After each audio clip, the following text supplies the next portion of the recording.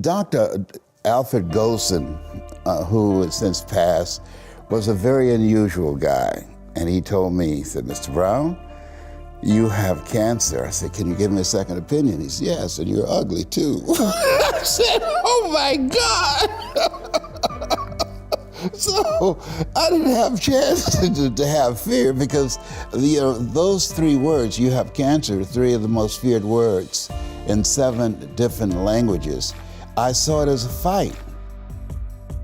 I never was fearful that I was going to die from it. I read something by Dr. Norman Cousins. He wrote a book called The Biology of Hope. And he talked about the fact that when something happens to you, you don't deny it, you defy it. And I was defiant that I'm going to beat this, I'm going to handle this. That there are people who many times when something happens to them, that they embrace it from a place of fear and it takes them out. And L.C. Robinson said, things may happen to you and things may happen around you, but the most important things are the things that happen in you. And you have to stand up inside yourself and deal with it and handle it. You live in a dominant culture that is designed to destroy your sense of self and your belief in yourself, and you have to learn ways in which you can begin to connect with this power that you have within yourself to handle where you are. Negative thoughts and how you feel about yourself, they don't die. They come back once you stop doing the maintenance work on your mind, listening to motivational messages, going to seminars and workshops, spending time quietly listening to the still small voice within. Who am I really? Is this really me? Am I giving my best? Am I just reflecting what's around me? Because all of these various things affect how we show up in life. And so having a strategy to continuously find ourselves reaching higher. So when you live in a culture that is designed to destroy your sense of self, where you are marginalized, where you have a feeling of being hopeless and powerless, and you're terrorized. And so now you have to operate within the constraints of the dominant society and the things that they've created for you. And it's a challenge to see yourself beyond that and to work to get outside of that, even after those laws have changed, because that has become so much a part of you. You unconsciously operate within the parameters of what has been put in place. A gentleman who dramatically transformed my life, I was a junior at Booker T. Washington High School in Miami, Florida, and I went in his class looking for another friend, and he said, go to the board and work this problem out for me. I said, sir, I can't do that. He said, why not? I said, I'm not one of your students. He said, do it anyhow. And the other kids started laughing, saying, he's Leslie, he's DT. And he said, what's DT? His brother is smart, but he's the dumb twin. And I said, I am, sir. And he came from behind his desk and he pointed at me, he said, don't you ever say that again. Someone's opinion of you does not have to become your reality. And he taught me 3 things. He said, if you want to become successful in life, young man, he said, number 1, you got to change your mindset. He said, you don't get in life what you want, you get in life what you are. Number 2, practice OQP, only quality people. And the 3rd thing he said, develop your communication skills, because once you open your mouth, you tell the world who you are. I believe that all of us are born unique, but most of us die copies. You got to find out what is it that turns you on, what resonates with you. So the key to that hunger-driven life is a heart-centered life.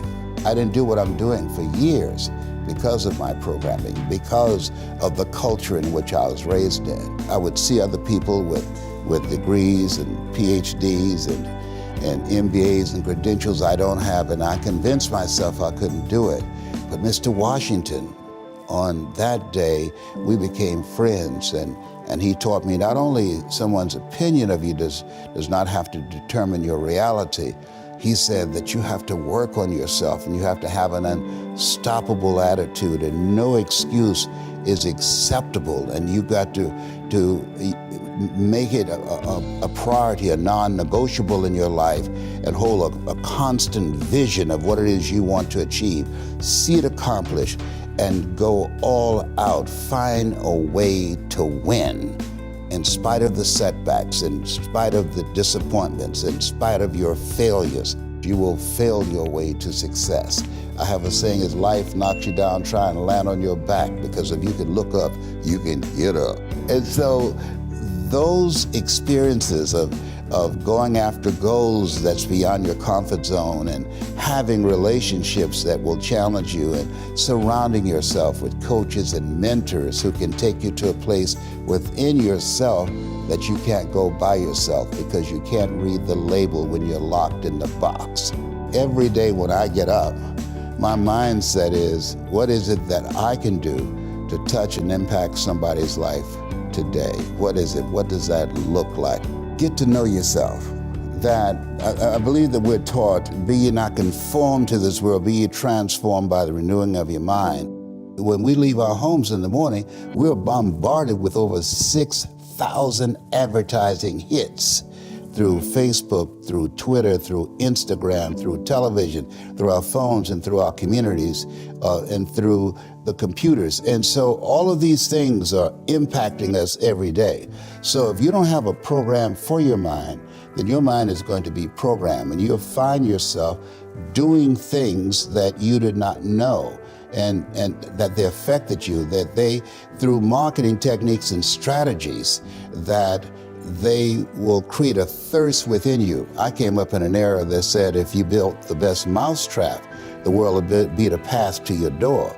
But if you know marketing, people will sleep outside your store to buy a telephone they've never touched or seen. But because of the marketing, they said, I got to have that. I would teach my kids that you have to transform your mindset. You have to continuously upgrade your relationships. My youngest son, John Leslie, poses a question. He said, when you have goals and dreams you want to achieve, he said, ask yourself the question, who should I count on and who should I count out? And so many people never achieve their goals because they have too many toxic, negative, energy-draining people in their lives. And you have to have goals outside of your comfort zone that will challenge you, because in order to do something you've never done, you've got to become someone you've never been. And don't spend time complaining about it and telling everybody 80% don't care and 20% glad as you. Every day when I get up, I read. I get up and there's a scripture I love, because all things work together for good for those who love God and for those who are called according to his purpose. And so I meditate on that, and I visualize myself doing some good stuff in the planet. The next step is not only self-awareness, but the next thing is self-approval, that you have to have a program that will increase your sense of self. Reading, doing good work, volunteering, constantly looking for ways in which you can improve all the dimensions of your life, being a better father, being a better husband, a wife, or being a better person, because we want to have a holistic approach to life. Because if your achievements outgrow your sense of self, you will unconsciously engage in self-destructive behavior. And we're witnessing that now on a national level.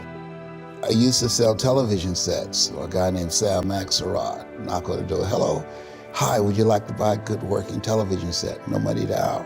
And they know you're going from door to door. And he would call the guys together when it gets so late and say, okay, we gotta go. And he would call everybody to the car. And he said, wait a minute, he counted here. Hey, Leslie's not here. And I could hear him saying, hey, Leslie, come on to the car. And I said, no, Sam, why not? I said, I'm not gonna stop until I sell a television set. No, nobody's sold anything yet. I don't care, Sam. I've got to do this. I made a commitment. I'm going to make enough money to put groceries on our table. And I would knock sometimes 10:30 at night. And, hi, would you like to buy a nice working television set? No money down? Do you know what time it is? Yes, I do. I'm gonna buy groceries for our family. Somebody's gonna buy a nice working television set from me tonight, and it might as well be you. And they say, come on in here, fool, it better be a good one. So I learned how to be unstoppable. They were getting money just to have a good time, to party on the weekend. I was earning money so that we could eat. I aspire to inspire until I expire.